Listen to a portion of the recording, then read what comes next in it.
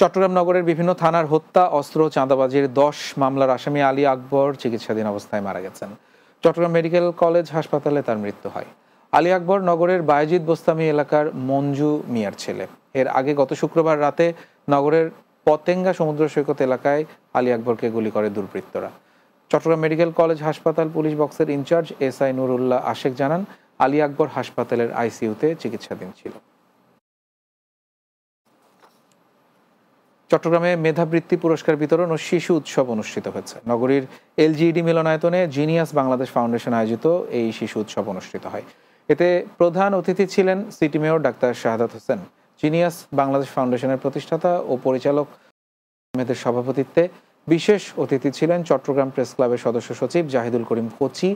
অনুষ্ঠান শেষে নগরীর বিভিন্ন শিক্ষা প্রতিষ্ঠানের ৩৮৫ জন মেধাবী শিক্ষার্থীর হাতে পুরস্কার তুলে দেন প্রধান অতিথি সহ অন্যরা।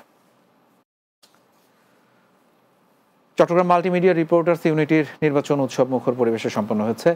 চট্টগ্রাম প্রেস ক্লাব ভোট গ্রহণ শেষে ফলাফল ঘোষণা করেন চট্টগ্রাম মেট্রোপলিটন সাংবাদিক ইউনিয়নের সভাপতি শাহনেওয়াজ।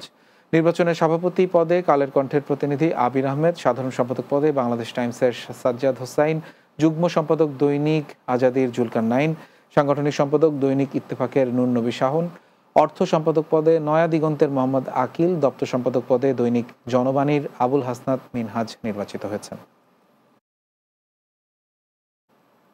রাতের বাংলায় আরও একটা বিরতি নিচ্ছি, কিছুক্ষণ পরে ফিরছে, আমাদের সঙ্গেই থাকুন।